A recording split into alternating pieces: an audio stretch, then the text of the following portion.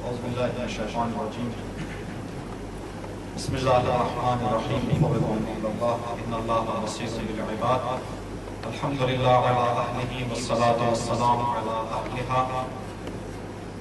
لا سيما أبي القاسم مصطفى محمد.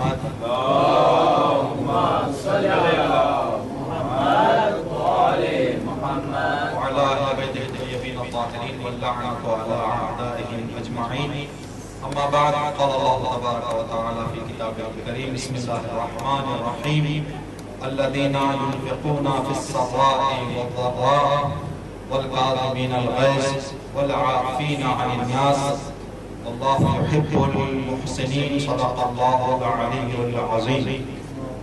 ساتویں امام مولا باب الحوائج مصعب بن جعفر علیہ السلام کی شہادت کا دن ہے، اور امام کی مناسبت سے اور محسن اسلام حضرت ابو طالب علیہ السلام کی وفات کی مناسبت سے مجلس ہے انشاءاللہ کہ ان دونوں بزرگواروں کے حوالے سے یہ ہمارا مختصر ذکر بارگاہ پروردگار عالم میں مورد قبول قرار پائے. جہاں کہیں بھی اہل بیت کے چاہنے والے اس ذکر کو انجام دے رہے ہیں کہ ذکر قبول فرمائیں. باب الحوائج مصعب بن جعفر کے صدقے جہاں کہیں بھی اہل بیت کے چاہنے والے ہیں کہ جان و مال و عزت اور کی حفاظت فرمائیں. بخصوص سرزمین عراق جو امام کی مملکت ہے، امام کا شہر ہے، امام کا ملک ہے، پروردگار عالم اس سرزمین کو دشمنوں سے خالی فرمائیں. صلوات پڑھیں محمد و آل محمد. اللهم صل على محمد وآل محمد وعجل. قرآن کریم میں پروردگار عالم کا ارشاد ہے، مومنین کی اصلی اور واقعی ایک پہچان پروردگار عالم ارشاد فرماتے ہوئے عرض کرتا ہے کہ واقعی مومن وہ ہوتا ہے جو سختیوں اور آسانیوں دونوں زمانوں میں دوسروں کا بھلا کر نہیں چھوڑتا. اگر مقام افاضہ میں کسی کا بھلا کرتے ہوئے سوسائٹی میں، اجتماع میں لوگوں سے کوئی ایسی چیز دیکھتا ہے یا سنتا ہے جس سے اس کا من غصے میں آ جائے، غصے کو پی لیتا ہے، ایسے کام کرنے والوں کو خدا بہت چاہتا ہے. جس امام کی شہادت کے حوالے سے مجلس ہے، عازم کا معنی غصے کو پی لینے والا، اس لیے کہ ساتویں امام کا زندگی کا ایک بہت بڑا حصہ 14 سال ایک آدمی کی زندگی کے قید میں گزر جائیں کوئی معمولی بات نہیں ہے. اور وہ بھی ایسا آدمی قید میں رہے جس کے پاس کل کائنات کا اختیار ہو. اس کے باوجود بھی امام نے جو بددعا نہیں کی اور جو ظالموں کے اس حوالے سے کوئی کام نہیں کیا، اس کو کہتے ہیں صبر کو غصے کو پینے والا اور صبر کرنے والے امام ساتویں امام. انشاءاللہ آج کی اس مجلس میں اسی امام کے حوالے سے ایک مختصر روشنی ڈالیں گے، لیکن حضرت ابو طالب کا بھی ذکر ہونا ہے تو بس مختصر ایک 2 منٹ میں جناب ابو طالب کے حوالے سے ہم یوں عرض کریں کہ جناب امام موسیٰ کاظم علیہ السلام کا ذکر بھی ابو طالب کا ذکر ہے. کیوں؟ اس لیے کہ جناب ابو طالب محسن رسول نہیں ہے، محسن اسلام ہے. رسول و امامت کے مجموعے کا نام ہے اسلام. موسیٰ کاظم علیہ السلام کی امامت پہنچی تو جناب ابو طالب کی قربانی سے. اگر ابتدائے رسالت میں جناب ابو طالب کا کارنامہ نہ ہوتا تو رسالت آگے جاتی اور رسالت کی جانشینی آگی. تو آج ہم امام موسیٰ کاظم علیہ السلام کا ذکر کریں تو شاید جناب ابو طالب بہت خوش ہو جائیں، اس لیے کہ جس مقصد کے لیے میں نے قربانی دی اس مقصد کا ذکر ہو رہا ہے. تو جناب ابو طالب کا ذکر، امام موسیٰ کاظم علیہ السلام کا ذکر دونوں برابر ہیں. انشاءاللہ مختصر گفتگو آپ حضرات کی خدمت میں، اس لیے کہ وقت بھی جو معمولاً مجلس کا ہونا ہے 5-10 منٹ آگے چلا گیا ہے، تو آپ کی خدمت میں مختصر گفتگو، لیکن آپ سے گزارش ہے کہ جو ہے تھوڑا توجہ اپنی اس گفتگو کی طرف رکھیں اور کوشش ہم کریں گے کہ پروردگار عالم کی مدد سے کہ جو مقصد اور جو بات ہم سمجھنے اور سمجھانے جا رہے ہیں انشاءاللہ پیارا سال کے ساتھ یہ مقصد ہمارا پورا ہو. صلوات پڑھیں محمد.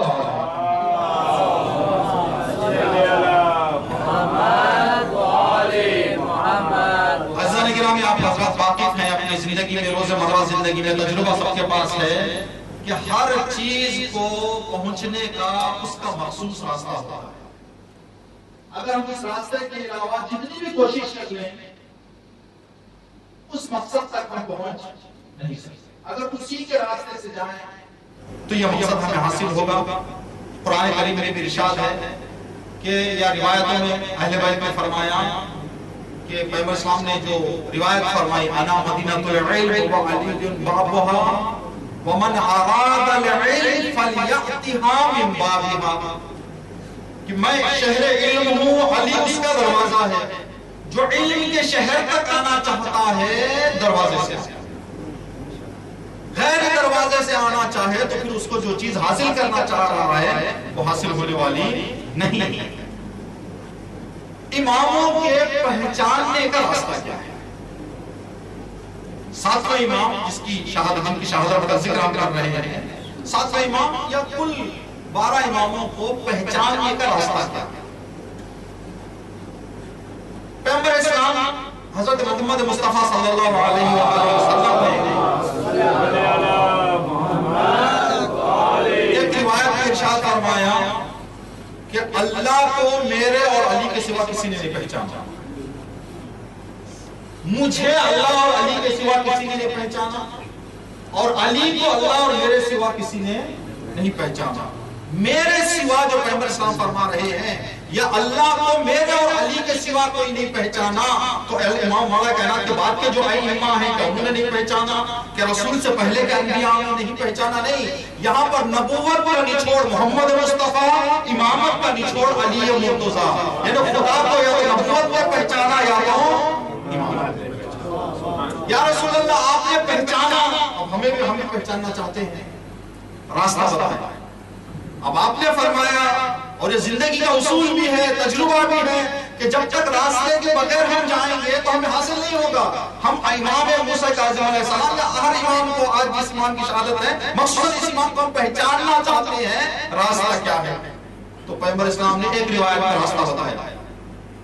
پیغمبر اسلام نے فرمایا من اراد ان ينظر الى آدم في علمه وإلى نوح في فهمه وإلى إبراهيم في حلمه وإلى يوسف في جماله وإلى يونس في صبره وإلى موسى في حيبته وإلى عيسى في عبادته فلينظر إلى علي بن أبي طالب. جو انسان بھی یہ مقصد رکھتا ہے، یہ ارادہ رکھتا ہے کہ آدم کے علم کو دیکھے، ابراہیم کے علم کو دیکھے، نوح کے فہم کو دیکھے، یونس کے صبر کو دیکھے، یوسف کے جمال کو دیکھے، موسیٰ کی ہیبت کو دیکھے اور عیسیٰ کی عبادت کو دیکھے تو علی کو دیکھے. یہاں پہ سوال یہ ہے کتنے نبیوں کو نبی نے گنایا؟ پیغمبر اسلام نے 7-8 نبیوں کا اس روایت میں. کس شخص کا حوالہ دیا؟ ایک علی کا. دوسرے روایتوں میں دوسرے انبیاء کا بھی تذکرہ ہے. یا رسول اللہ ہم راستہ پہنچ رہے تھے آپ سے، آپ نے یہ روایت بتائی، آپ بتانا کیا چاہ رہے ہیں؟ تو رسول اسلام فرمائیں گے کہ اگر علی کو پہچاننا چاہتے ہو تو راستہ یہ ہے کہ آدم سے لے کر نبی آخر تک سب نبیوں کو پہچانو. ایک علی کو پہچاننے کے لیے 1,24,000 انبیاء کو پہچاننا ہوگا. اس کے بغیر اگر کوئی چاہے کہ علی کو جیسا پہچاننا چاہتا ہے ویسا پہچانے تو مشکل ہے. کیسے مولا کائنات کے بارے میں ہے؟ نہیں. ہم زیارتوں میں کیا پڑھتے ہیں؟ امام صلی اللہ علیہ وسلم کی زیارت میں السلام علیکم یا وارث آدم یا وارث نوح یا وارث ابراہیم یا وارث اسماعیل. یعنی یہ بھی وہی مقام رکھتے ہیں جو مولا کائنات کا ہے. تو اماموں کو پہچاننے کے لیے 1,24,000 انبیاء کی صفات کو پہچانا ہے. نبیوں کی پہچان مقدمہ ہے امامت کی پہچان کا. ہم جو بھی کام کرتے ہیں، جو بھی شرعی کام ہے، ہمارا دینی کام ہے، اکثر کام کچھ تیاریاں ہیں، اکثر کاموں کی کچھ تیاریاں ہیں. بغیر تیاری کے وہ کام نہیں کر سکتے. اگر کوئی انسان حج کو جانے کا ارادہ کرے، اللہ نے اس کو مستطیع کر دیا ہو، حج کو جانے کا ارادہ کرے تو حج کو جانے کے لیے استطاعت حاصل کرنا واجب ہے. پاسپورٹ بنانا تیاری کے لیے واجب ہے. ٹکٹ لینا، جو اس کی ابتدائی کام ہے تیاری کے سب واجب ہیں، تو وہ سب کام کیوں واجب ہو رہے ہیں؟ اس لیے کہ حج کو جانا ہے۔ نماز کے لیے ہم اندر آنا چاہ رہے ہیں تو طہارت تیاری ہے، طہارت سے آئے گا انسان تو نماز تک پہنچے گا، تیاری سے جائے گا تو حج تک پہنچے گا۔ تو تیاری اور حج، مقصد حج ہے، تیاری مقدمہ، مقصد نماز ہے، تیاری طہارت۔ تو مقصد نبوت کا امامت کو پہچاننا ہے، تیاری نبوت کو پہچاننا ہے۔ آدم کے علم کو پہچانو، نوح کو پہچانو، عیسیٰ کو پہچانو، موسیٰ کو پہچانو۔ یہ روایت میں نے آپ کی خدمت میں عرض کی۔ اب آئے ساتویں امام کے بارے میں۔ ساتویں امام کے والد گرامی چھٹے امام امام جعفر صادق علیہ السلام،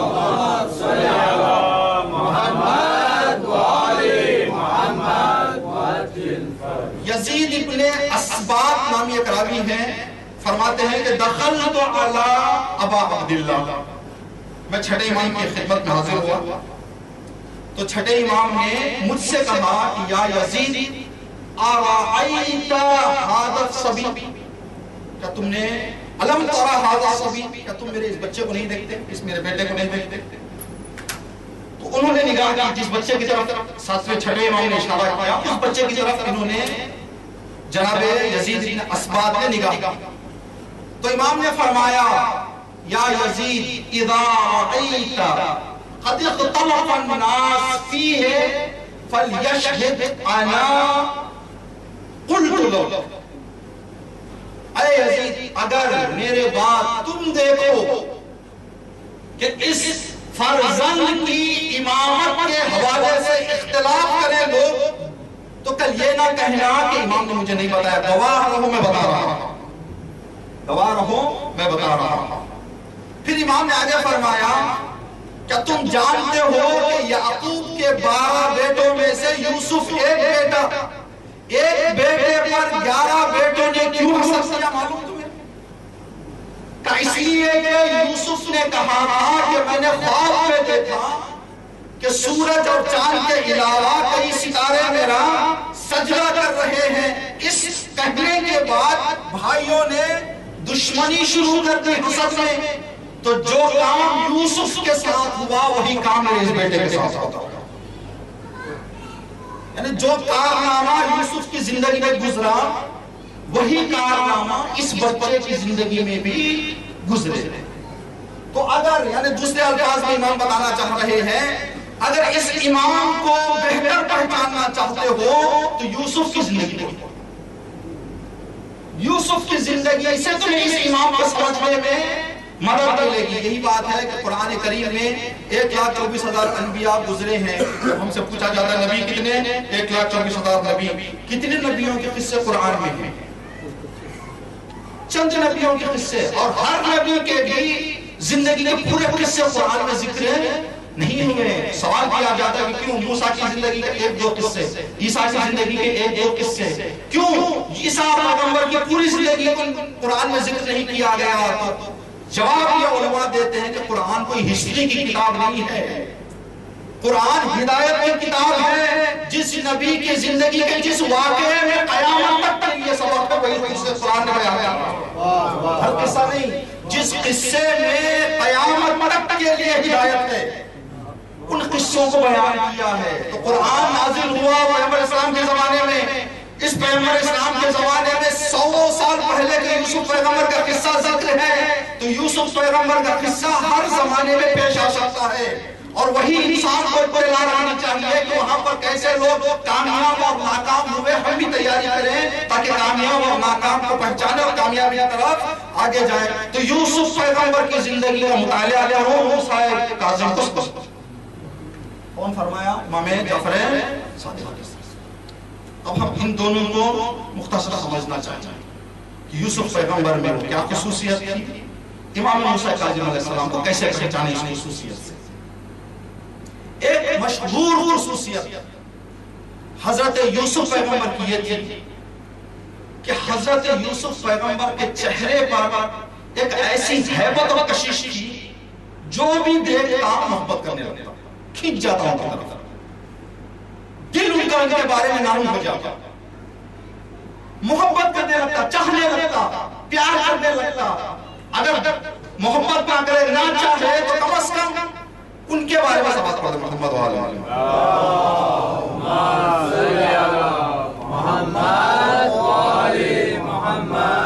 اپنا نظریہ جناب یوسف کے بارے میں جہاں بھی ذکر ہوتا تو خیر ہی سے یاد کرتا. یہ حضرت یوسف کی زندگی کا ایک خصوصیت. مثال دیں، ایگزامپل دیں اس کی، شاہد بتائیں گے کیسے.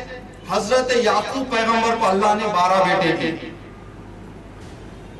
جتنا یوسف کو چاہتے تھے اتنا کسی کو نہیں چاہتے. اگر باپ کی حیثیت سے ہو، یوسف کی ولادت سے پہلے بچوں سے جتنی محبت کرتے تھے یعقوب پیغمبر، یوسف کی ولادت کے بعد تھوڑا یوسف سے محبت کرنا زیادہ ہو گیا، جس کے نتیجے میں بچوں نے آگے باپ سے اعتراض بھی کر دیا تھا کہ بابا جان آپ یوسف کو ہمارے سے زیادہ محبت کر رہے ہیں. تو حضرت یعقوب نے کہا تھا کہ نہیں بیٹا، میں زیادہ نہیں محبت کر رہا ہوں، خدا نے مجھے حکم دیا ہے کہ زیادہ محبت کروں. میں اس بچے میں ایسی چیز دیکھ رہا ہوں جو تم نہیں دیکھ رہے. تو اس کا مطلب یوسف پیغمبر سے جناب یعقوب زیادہ محبت کرتا.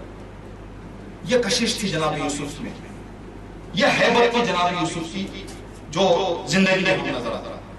حضرت یوسف تھوڑا سا زیارت کے قابل، حضرت یوسف کی ولادت کے بعد دیکھ رہے کہ یہ مختلف عورتیں آئیں. جناب یوسف کی پھوپھی کے دل میں یوسف کی محبت بیٹھ گئی. کہنے لگی کہ اے یعقوب، آپ کے بچے زیادہ ہیں، میں پالوں گی، آپ بچے کو میرے حوالے کریں. یہ دوسری کشش. بھائیوں نے دشمنی میں لے جا کے کنویں میں ڈال دیا.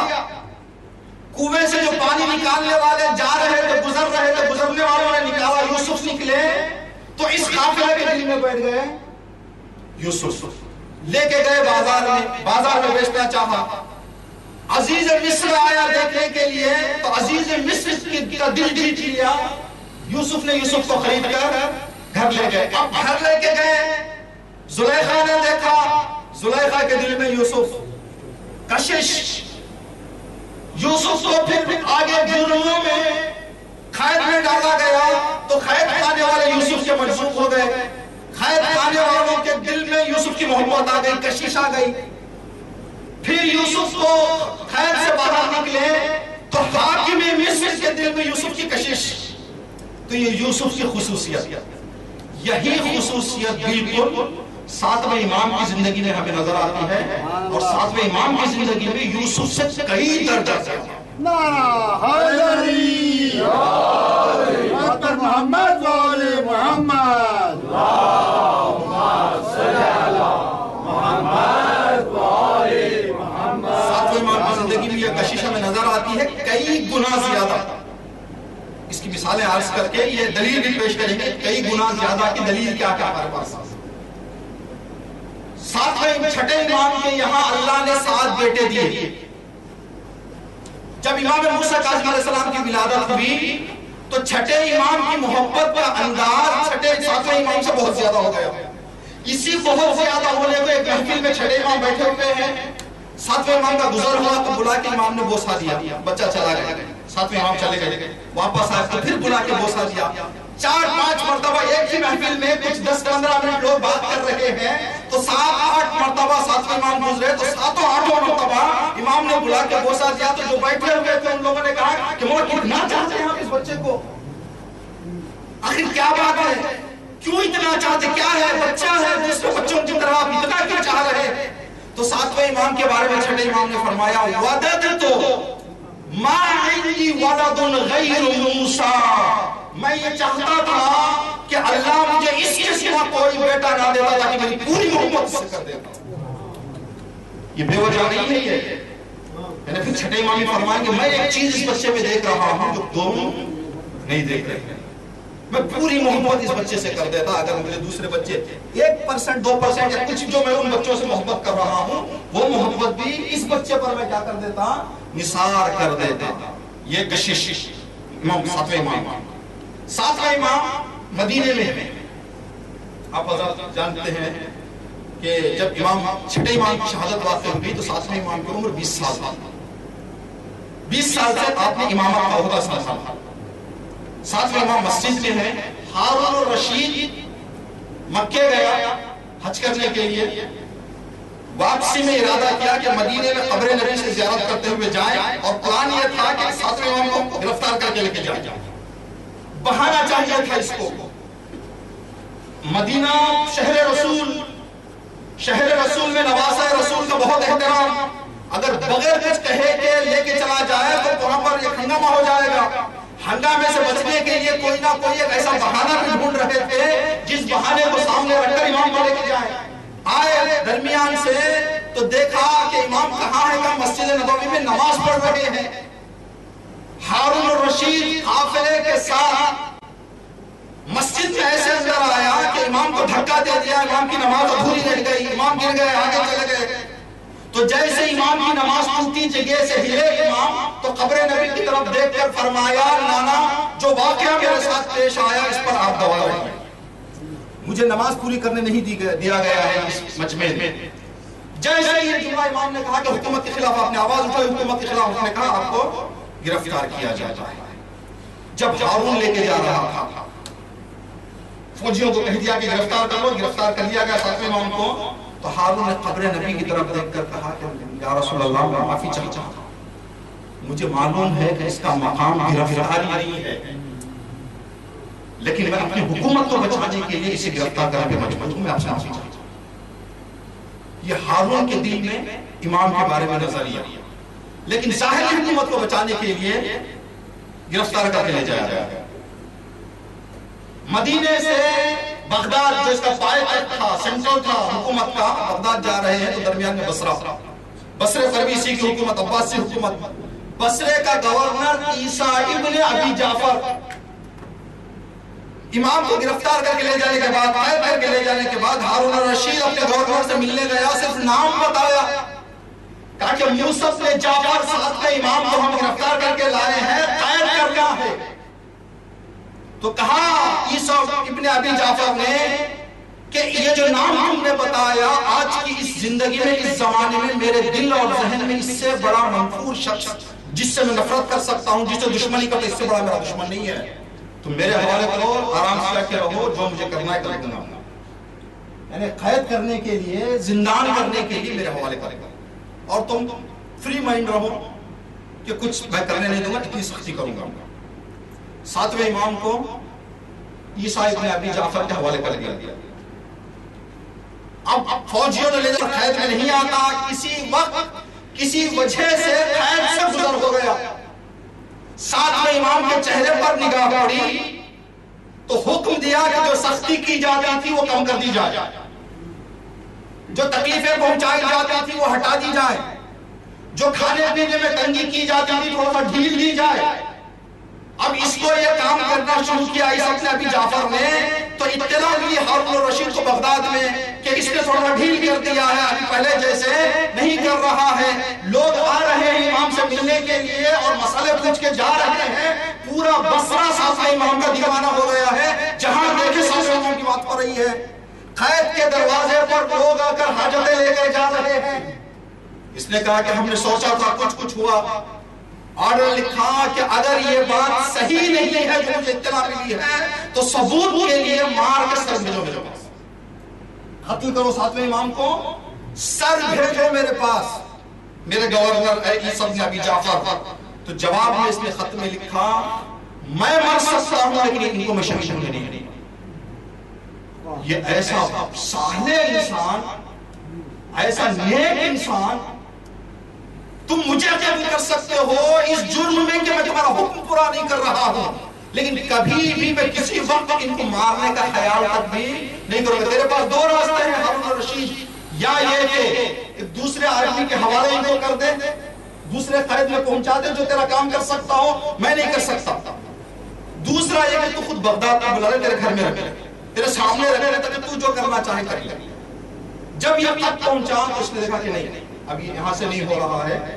حکم بدلا کہ اب امام موسیٰ کاظم علیہ السلام کو ایک اور شخص فضل ابن ربیع کے قید کے حوالے کیا جائے۔ فضل ابن ربیع کے حوالے کیا گیا۔ اب یہی کہہ کر کے سختی کرنا ہے، پھر اطلاع ملی کہ نرمی ہو رہی ہے، پھر وہی خط آیا کہ قتل کر کے ثبوت بھیجو، تو کہا کہ میں مر جاؤں گا کبھی ان پہ ہاتھ بھی میں نہیں لگاؤں گا۔ قید کا حکم آیا کہ تیسرے قید خانے میں پہنچایا جائے، فضل ابن یحییٰ کے قید خانے میں، فضل ابن یحییٰ کے قید خانے میں پہنچایا گیا۔ یہی انجام، یہی ماجرا۔ ہارون الرشید پگلا گیا کہ میں جس قید کے بھی حوالے کر رہا ہوں میری بات نہیں مانی جا رہی ہے۔ فضل ابن یحییٰ کو بلا کر لوگوں کے سامنے کوڑے برسانے شروع کیے، تو فضل کوڑے کھاتے کھاتے کہتا ان کی محبت میں یہ کچھ نہیں ہے، جتنا مارنا چاہتا ہے مار لے، میں ان کو ہاتھ نہیں لگاؤں گا، میں چھو نہیں سکتا۔ تو عزیزان اکرام بولنے کا مقصد کیا؟ امام کا دشمن جو قید لے رہا ہے، امام کے چہرے پر کشش ایسی کہ قید میں بلانے کے بعد آدمی اپنا پورا جو فکر ہے، جو دشمنی ہے، جو عداوت ہے، پوری عداوت چھوڑ کے امام کا کم از کم اگر چاہنے والا بھی نہ بنے دل نرم۔ یہ امام کے چہرے کی کشش۔ ہارون الرشید نے جب یہ دیکھا کہ 3 قید خانے والے بھی نہیں کر رہے ہیں تو امام کو شہید کرنے کے لیے پلان بنایا ہے۔ کہا کہ امام کی زبان عربی ہے اور جو امام کے اطراف ہیں، اب تک ہم نے جتنے قید خانوں میں امام کو پہنچایا، گورنر بھی عربی بولنے والا، واچ مین جو قید خانے کے وہ بھی عربی بولنے والے، امام کچھ بولتے ہوں گے، یہ سن کے کیا ہو جاتے ہیں، یہ اپنا ارادہ بدل دیتے ہیں۔ حکم دیا ٹرکی جاؤ، ٹرکی جا کے 15-20 لوگوں کو اٹھا کے لگے، ترکی سے لوگوں کو لے کے آئے۔ لوگوں کو لانے کے بعد بحر الانوار میں یہ واقعہ لکھا ہوا ہے، بحر الانوار میں، کہ لوگوں کو لانے کے بعد ترکیہ سے، ٹرکی سے ان کو ٹریننگ دی گئی۔ اس زمانے میں امام موسیٰ کاظم علیہ السلام کا جو قدر تھا، جو ہائٹ تھا، جو پرسنالٹی امام کی، اس ہائٹ اور پرسنالٹی کے جیسا لکڑیوں سے کچھ ٹچز بناتے تھے، کچھ ڈھانچے بناتے تھے۔ ڈھانچے بنانے کے بعد ان ترکی والوں سے کہتے تھے کہ تم آگے چلتے چلتے جہاں پر بھی ڈھانچہ نظر آئے تمہارا کام ہے ٹکڑے کر دینا۔ 15 دن، 20 دن، 1 مہینہ، 2 مہینہ اتنے ڈھانچے بنائے کہ ان کے چلتے پھرتے جہاں پر بھی ڈھانچہ نظر آتا ہے ان کا خود بخود ہاتھ چلنے لگتے ہیں، عادت ہو گئی ان لوگوں کو۔ اب ہارون نے دیکھا کہ ان لوگوں کو عادت ہو گئی ہے، کہا کہ کام کریں، آج ایک محفل رکھ کے 7ویں امام کو بلانا۔ 7ویں امام کو بلانے کے بعد باہر ان لوگوں کو کھڑا کرتے، جب امام باہر نکلیں گے، اب تک ڈھانچے دیکھ رہے تھے، اب خود اسی طرح کا ایک شخص دیکھیں گے تو کٹ کر دیں گے جو ان کی عادت ہے۔ اب ہارون چاہ رہا تھا کہ یہ پلان پوری طرح سکسیس ہو، کہا کہ جتنا ہو سکے ان لوگوں کو تھوڑا مستی کی چیزیں بھی پلا دو تاکہ دماغ بھی ان کا کام نہ کرے۔ مست کر کے ان لوگوں کو دروازے کے باہر کھڑا کر دیا گیا۔ دربار امام اندر ہیں، مجلس کے بعد امام باہر نکلنا چاہ رہے ہیں، سب کا انتظار یہ ہے کہ دروازے تک امام پہنچیں گے، ٹکڑے زمین پر ہمیں مل جائیں گے۔ ہارون اور ہارون کی ساری فوج جو اس علم کو رکھتی ہے وہاں پہنچی، یہ ان کی فکر ہے۔ جیسے دروازے کے باہر امام پہنچے تو وہ لوگ تلوار ہلاتے ہوئے آگے آئے۔ ایک جملہ ترکی میں امام نے کچھ کہا، ترکی زبان میں امام نے جملہ کہا، تلواریں پھینک کر خرموں پہ گر گئی۔ نعرہ حیدری، نعرہ صفدری، نعرہ خشنودی حضرت موسیٰ کاظم علیہ السلام، بلند تر سلوات۔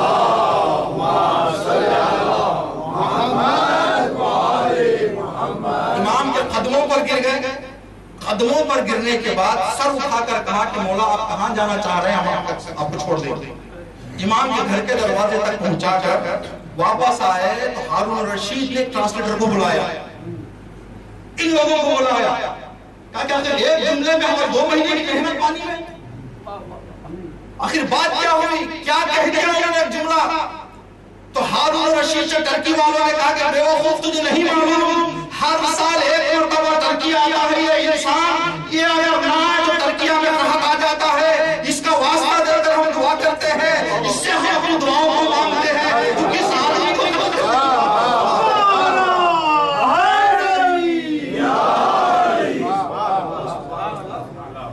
نہیں دیکھا تھا انہوں نے، صرف امام نے کہا کہ میں موسیٰ کاظم ہوں، آ گئی وہ کشش، آ گئی وہ محبت، یہ ساتویں امام جناب یوسف کو پہچانے اور جناب یوسف کے ساتھ ساتھ اس زندگی کے اس رخ سے امام موسیٰ کاظم علیہ السلام جو دلیل ہم نے کہا تھا کہ دلیل پیش کریں گے آپ کی خدمت میں کہ جناب یوسف سے امام موسیٰ کاظم علیہ السلام کی کشش کئی ہزار گنا زیادہ، دلیل پیش کر کے ایک اور جو قید خانہ ہے مسائل وقت مسائل اختلاف کا۔ آپ حضرات تاریخ حضرت یوسف جو سیریل بننے کے بعد تو بہت سارے مومنین ماشاءاللہ جانتے ہیں، دیکھ چکے ہیں۔ حضرت یوسف کی تاریخ میں آپ دیکھتے ہیں جس دن یوسف دربار میں داخل ہوئے اس دن سے زلیخا کے دل میں یوسف کی محبت آئی۔ یوسف کے گھر میں زلیخا بے دین تھی، لامذہب تھی، مشرکہ تھی، اپنے شوہر کو خدا کہتی تھی، اپنے شوہر کے سامنے اطاعت کرتی تھی۔ حضرت یوسف چاہتے تھے کہ سب انسان توحید کا اقرار کرے، توحید کا اقرار کروانے تک حضرت یوسف کو زلیخا کو دیندار بنانے کے لیے 30 سال لگے۔ آج دیکھا جرم ہوا، الزام ہوا، قید میں گئے، قید سے واپس آئے، اللہ کا کرم ہوا، جوانی واپس آئی، تب جا کے سجدہ کیا۔ کس نے؟ زلیخا نے۔ یہ یوسف کے چہرے کی کشش یہ تھی کہ 30 سال کے بعد زلیخا نے سجدہ کیا۔ امام موسیٰ کاظم علیہ السلام کو قید میں رکھنے کے بعد فاحشہ کو پہنچایا، فاحشہ کو پہنچانے کے بعد قید کے کیمرے، قید کی نگاہیں کہ کیا ہوگا، کیسی فاحشہ کو، کیسی بدکار عورت کو، شہر کی سب سے خوبصورت عورت کو سب سے بڑی ماڈلنگ کرنے والے سجانے والوں نے سجایا، سب سے بدکار عورت کو انتخاب کر کے قید میں پہنچا کر قید کے دربان سے کہا نگہبان سے کہ منٹ رپورٹ تک پہنچاتے رہو کہ کیا ہو رہا ہے۔ ابھی اندر گئی، امام کے حیبت کو دیکھا، امام سجدے میں گئے تو سجدہ کرنے لگی، امام سجدے سے سر اٹھائے تو سر اٹھانے لگی۔ صبح رپورٹ پہنچی گئی کہ کیا ہے، تو کہا جب امام سجدے میں جاتے ہیں تو سجدے میں جاتی ہے، جب امام سجدے سے سر اٹھاتے ہیں تو سر اٹھاتی ہے۔ وہ یوسف کی کشش جو 30 سال کے بعد سجدہ کراتی ہے، امام موسیٰ کاظم علیہ السلام کی کشش۔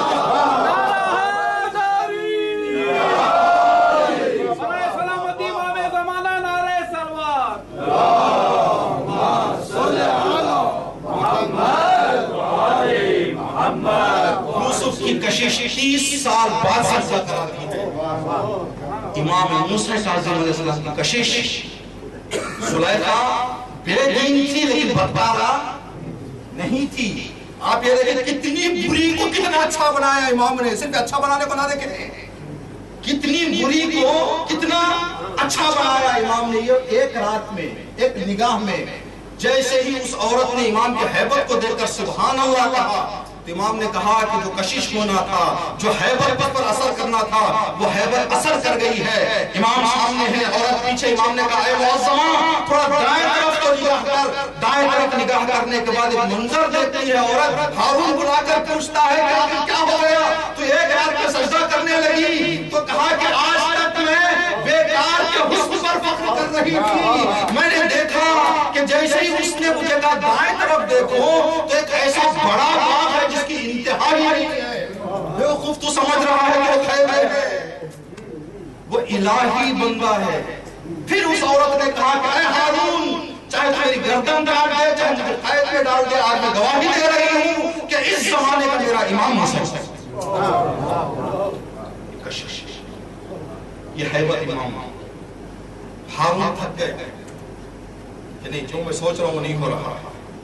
حکم دیا پورے شہر میں ہر جگہ چپے چپے پر تلاش کیا جائے، ایک ایسے آدمی کو انتخاب کرو دور دور تک جس کے باپ دادا کا پتہ نہ ہو۔ ڈھونڈنے کے بعد سندھی کی شاہی کو سوال آ سکتا ہے مومنین کے ذہن میں، سندھی ابن شاہی تو باپ کا نام پتا ہے؟ اس نے کہا تھا باپ نہیں۔ بعض اوقات کیا ہوتا تھا کہ کام کا آدمی ہوتا تھا تو کوئی نہ کوئی اپنا بیٹا کہہ دیتا تھا، پتا نہیں تھا کہ کس کا بیٹا ہے، لیکن کوئی نہ کوئی کہہ دیتا، اسی سے وہ مشہور ہو جاتا تھا۔ تو سندھی ابن شاہی کو پکڑا گیا۔ سندھی ابن شاہی ایک ایسا آدمی جس کے وجود میں دور دور تک جس کے باپ دادا کا، جس کے ماں باپ کا کوئی علم ہی نہیں تھا کہ کس کا بیٹا ہے۔ بلایا گیا، بلانے کے بعد ساتویں امام کو اس کے حوالے کہ اب تم خیال سندھی ابن شاہد نے لیا تو سندھی ابن شاہد کے ساتھ اس کی بہن بھی تھی. اب اس واقعے سے ایسے معلوم ہوتا ہے کہ جو بہن تھی وہ اس طرح کی نہیں تھی، صرف اس کے ساتھ رہنے کی وجہ سے، سرپرستی اور پرورش کی وجہ سے ساتھ رہ گئی تھی اس کے. سندھی ابن شاہد کو امام کو حوالے کرنے کے بعد اس کی بہن نے کہا کہ کھانے پینے کی ذمہ داری میری، مجھے بھی تو کچھ کام چاہیے، یہاں آ گئے ہم تو کچھ کام چاہیے. کہا ٹھیک ہے، اس سے بہتر کیا ہو سکتا ہے، تم میری بہن ہو، میری فکر کے ہو، میرے اخلاق کے ہو، میرے جیسی ہو، تو تم سے بہتر کون مل سکتا ہے. ان کو کھانا پانی کے لیے جو ہے ایک انتظام کرنے کے لیے رکھا گیا. کھانا لے کر سندھی کی بہن پہنچی اندر، پلیٹ رکھ کے سجدہ کرنے لگی، سر اٹھا کر ایک جملہ کہا جو تاریخ اہل سنت کی کتابوں میں ماشاءاللہ سے بہت، ہماری کتابوں سے زیادہ اہل سنت کی کتابوں میں جملہ ملتا ہے کہ قَامَ قَوْمٌ اعْتَرَضُوا عَلَى هَذَا الْعَبْدِ الصَّالِحِ. برباد ہیں وہ لوگ جو اس کو ستا رہے ہیں، نابود ہیں وہ لوگ، ہلاکت میں ہیں وہ لوگ جو ایسے نیک انسان کو پریشان کر رہے ہیں. جس قید خانے میں امام موسیٰ کاظم علیہ السلام تھے، اسی قید خانے کی دوسری طرف اس معظمہ کو قید کیا. 1 سال کے بعد یہ معظمہ سندھی ابن شاہد کی بہن اس دنیا سے رخصت ہو گئی. محبت امام قاسم سے یہ کیسی کشش تھی. اب ایسے کشش رکھنے والا دنیا ہم سے سوال کرتی ہے کہ کیوں آپ اہل بیت کے نام پر اتنا جان دے دیتے ہو، مال دے دیتے ہو، ہر چیز قربان کر دیتے ہو. تو ہم کہیں گے کشش ہے جو ہم نے دیکھ لی ہے، ہم نے محسوس کیا. کاظمین انشاءاللہ خدا سب مومنین کو امام کی شہادت کی مناسبت سے کاظمین کی زیارت نصیب فرمائے. 2 سال پہلے کاظمین کے راستے میں ظاہرین جو آ رہے تھے پیدل، اٹیک ہوا ان کے اوپر، بہت سارے مومنین مومنات شہید ہوئے. جب ان کے بچے ہوئے لوگوں سے، بیویوں سے، بچوں سے، ماؤں سے سوال کیا کہ آپ کا جواب کیا ہے اس حادثے کے بارے میں، تو انہوں نے کہا امام کے لیے کچھ نہیں، امام کے لیے کچھ نہیں. ایسا امام جب قید خانے میں، سندھی کے قید خانے میں امام کو لے جانے کا حکم دیا گیا، یا جس قید خانے میں بھی امام اندر جاتے ہیں، تو ایک جملہ امام فرماتا، خدایا میں تجھ سے یہ توفیق طلب کرتا تھا کہ کھل کر عبادت کرنے کا موقع فراہم کر. تیرا شکر ہے کہ تو مجھے یہ موقع عطا کر رہا. دن میں روزے، رات میں نمازیں، امام کا دستور 14 سال کی قید میں. شکر کرنے والا امام قید اندر آنے کے بعد جو غلام، سندھی کی بہن جب قید میں چلی گئی تو ایک غلام کو کھانے پینے کی ذمہ داری دی گئی جو ہر دن آتا تھا، امام کو کھانا پہنچاتا تھا. اور امام نماز پڑھتے دیکھتا تھا کہ اب نماز پڑھ رہے ہیں، اب دعا مانگ رہے ہیں. کئی سالوں میں کئی دعائیں اس نے سنی. تو یہ ظالم، یہ غلام اندر گیا، دیکھا کہ ساتھ میں امام قبلے کی طرف بیٹھ کر خدا سے دعا کر رہے ہیں. جملے ایسے تھے کہ اس سے رہا نہیں گیا. سوال کرتے ہاتھوں کو آسمان کی طرف بلند کر کے کہا کہ اے ماں کے بدن سے خون سے دودھ نکالنے والا، اے ماں کے پیٹ سے بچے کو جدا کرنے والے، اے کانٹوں کے درمیان سے پھلوں کو نکالنے والے، مجھے ہارون کی قید سے نکال. جو شخص دعا کرتا تھا، شکر کرتا تھا، آخر بات کیا ہو گئی کہ اب قید سے رہائی کی ماں. خدایا تو ماں کے خون سے دودھ نکالتا ہے، کیا مجھے قید سے نہیں نکال سکتا؟ واسطہ ہے مجھے اے خدا. علماء کہتے ہیں کہ یہ واسطے ہیں، اگر پہاڑوں کے سامنے کہہ دیے جائے تو پہاڑ ٹکڑے ٹکڑے ہو جائیں گے، وہ بھی امام کے زبانی.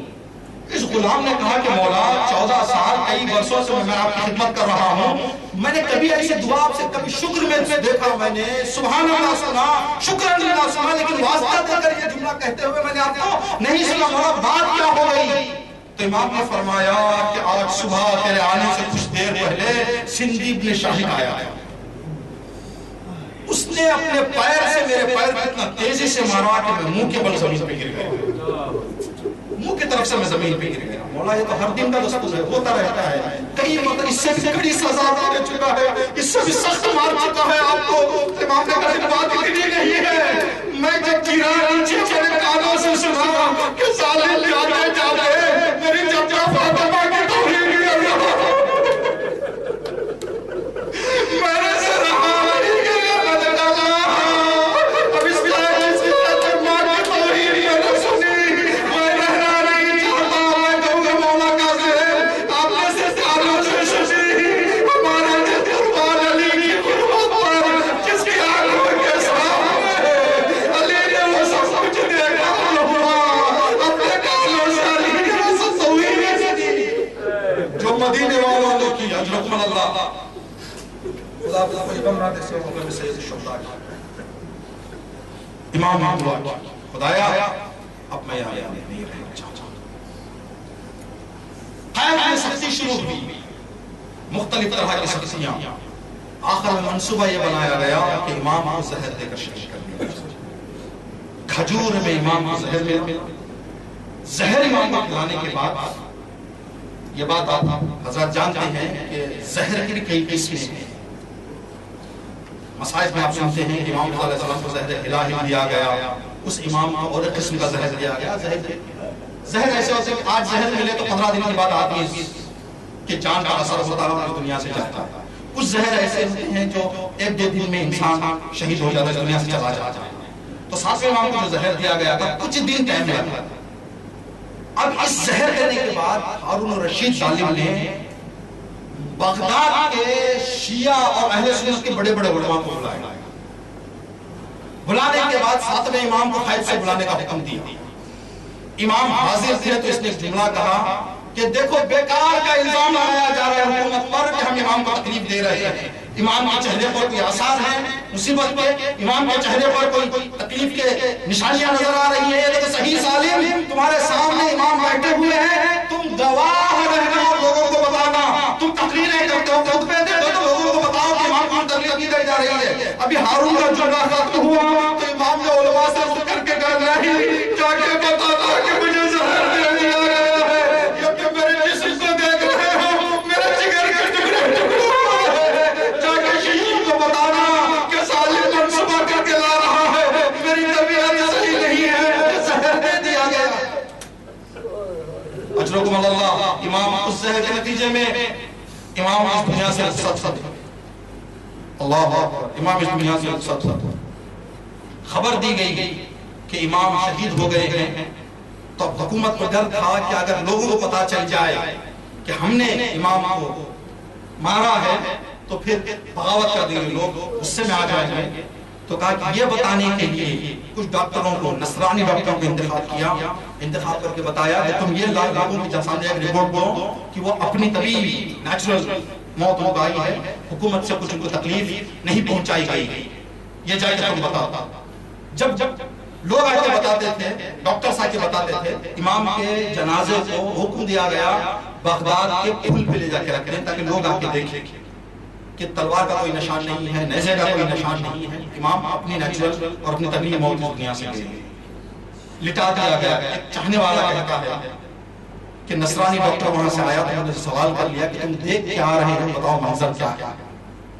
تو کہتا ہے کہ میں نے دیکھا ابا میں لپٹے ہوئے ہیں, پیروں میں ابھی بھی بیڑیاں, جنازہ ہے صرف ابا میں لپٹا ہوا ہے, پاؤں میں بیڑیاں. چاہنے والا تڑپ گیا. 3 دن پورے بغداد پر امام موسیٰ کاظم علیہ السلام کا جنازہ تھا. یہ وہ جنازہ تھا جس کے 18 بیٹے تھے. 7ویں امام کو جنازہ تھا. آپ جانتے ہیں کہ اہل بیت کے اتھار میں 2 ایسی شخصیتیں ہیں جن کا جنازہ 3 دھوپ میں رہا ہے. ایک موسیٰ کاظم, ایک حسین غریب. لیکن دونوں میں فرق اتنا کہ یہاں